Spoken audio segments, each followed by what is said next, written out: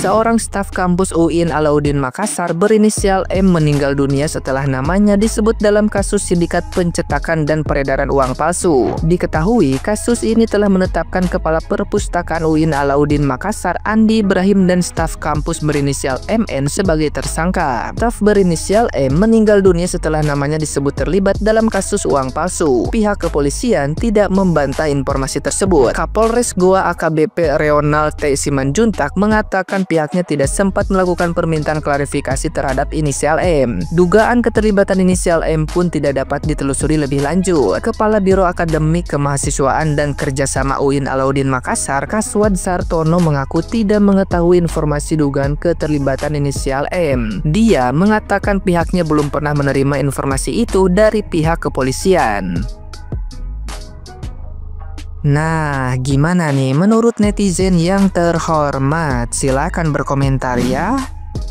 Staf UIN Makassar yang diduga terlibat sindikat uang palsu meninggal. Innalillahi wa inna ilaihi raji'un. Tentunya kita berharap semoga beliau sempat bertobat kemudian meninggal, karena terlalu banyak masyarakat yang merugikan, terlalu banyak masyarakat yang tertipu karena beredarnya uang palsu tersebut. Jadi ini adalah pelajaran untuk kita semua bahwa dunia itu hanya sementara. Jadi walaupun kita lolos di pengadilan dunia, tapi kita tidak akan pernah lolos di pengadilan akhirat. Tentunya akan di blender di neraka kalau memang banyak dosa-dosa di dunia ini yang belum terselesaikan.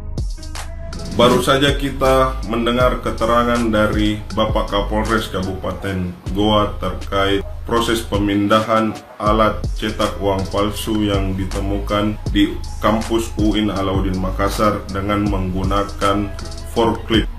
Tabe menurut saya orang yang tidak mampu berpikir maupun menganalisa seperti bapak-bapak yang terhormat yang ada di kampus UIN Alauddin Makassar. Tabe Bapak Kapolres, tolong diingat ada proses pemindahan atau perjalanan masuk ke gerbang kampus UIN Alauddin Makassar menuju perpustakaan UIN Alauddin Makassar, di mana ditemukannya alat cetak uang palsu tersebut.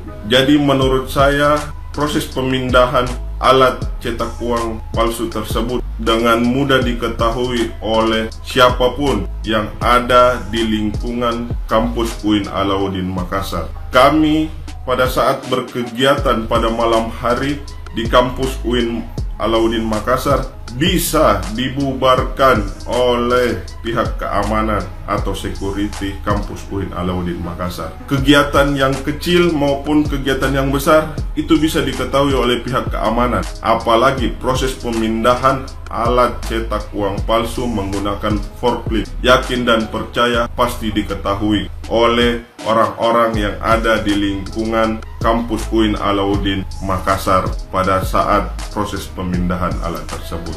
Yang kedua, menurut pemikiran saya, tidak mungkin tidak diketahui oleh pihak kampus, karena kejadian proses percetakan uang palsu yang ada di UIN Alauddin Makassar dilakukan di perpustakaan dan memiliki ruang tersendiri. Kalau benar kejadian tersebut tidak diketahui oleh pihak kampus UIN Alauddin Makassar, berarti lagi-lagi pihak rektor UIN Alauddin Makassar kecolongan oleh Kepala Perpustakaan UIN Alauddin Makassar dengan bebasnya melakukan praktek percetakan uang palsu di dalam perpustakaan UIN Alauddin Makassar.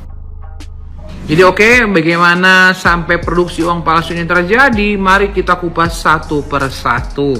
Awalnya proses pembuatan uang palsu ini itu di Jalan Sunu di Makassar, di rumah seseorang yang bernama atau berinisial ASS. Proses uang palsu itu sudah dilakukan sejak tahun 2010 dan berjalan hingga tahun 2012. Kemudian mereka tuh tergiur dengan hasilnya dan akhirnya mereka berpikir untuk bagaimana membeli mesin percetakan uang yang lebih besar sehingga bisa memproduksi dalam jumlah banyak. Akhirnya si ASS ini bersama dengan seorang pengusaha membeli sebuah mesin pencetak uang raksasa dari China yang berharga 600 juta rupiah satu mesin. Alat itu dikirim melalui Surabaya, kemudian dimasukkan oleh EI atau AI ke dalam gudang perpustakaan di Universitas UIN Makassar untuk memuluskan operasi mereka dan tidak ketahuan mereka memasukkan itu dalam perpustakaan sehingga mereka melakukan percetakan di sana, guys. Nah, sampai dengan saat ini 17 orang tersangka itu sudah ditangkap. Cuman yang aku heran, 17 orang ini peran mereka seperti apa dan bagaimana? Karena dengar-dengar itu ada pegawai bank BUMN. Apakah juga nanti akan muncul lagi aparat yang terlibat, aparat penegak hukum,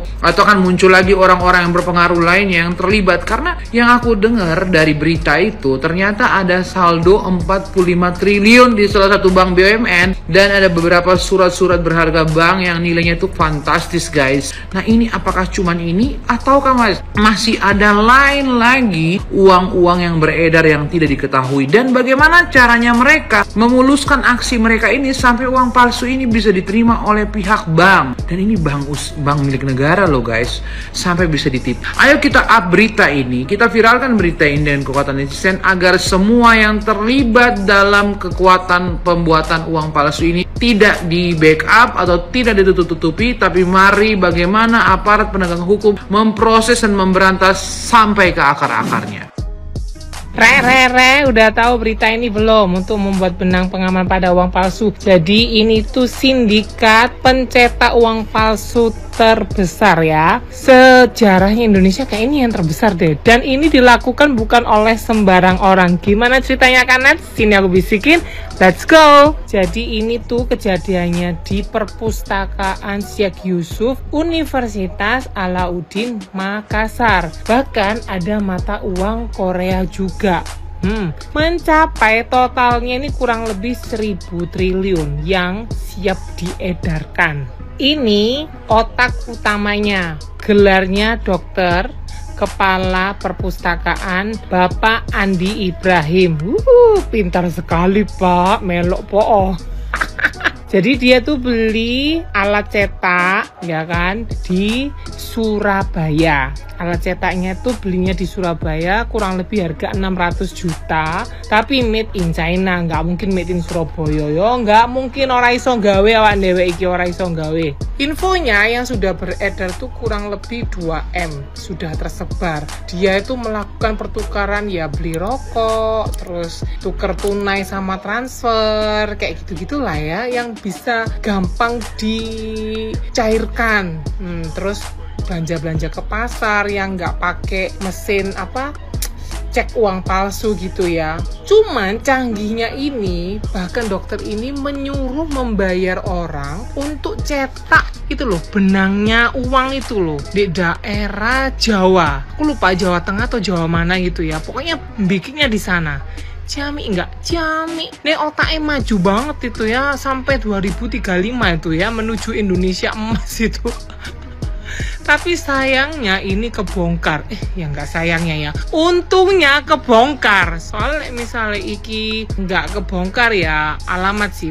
Pasti kan daerah Makassar itu nanti ya banyak pedagangnya rugi, apalagi rakyat-rakyat kecil kayak pedagang-pedagang pasar yang buat muterin modal akhirnya kan nggak bisa beli ya, karena yang sudah beredar kan kurang lebih 2M. Banyak loh itu, dan dia sudah balik modal itu ya. Terus tersangkanya total tuh kurang lebih 15 orang, guys. Awal terbongkarnya kasus ini gara-gara awal Desember itu ada penukaran uang palsu di daerah Palangga ya, daerah Makassar situ, senilai 500.000. Nggak tahu tapi detailnya gimana kok bisa ketahuan, apa nggak lolos gimana, aku kurang tahu ya, karena aku cari-cari beritanya nggak nemu. Cuman infonya itu awal Desember. Dari 500.000 atau gopek jeng itu berkembanglah polisi mencari di mana mesin itu. Ternyata memang mesin itu tuh di dalam perpustakaan dan sempat dikasih peredam supaya nggak kedengaran saat mencetak uang tersebut. Xiaomi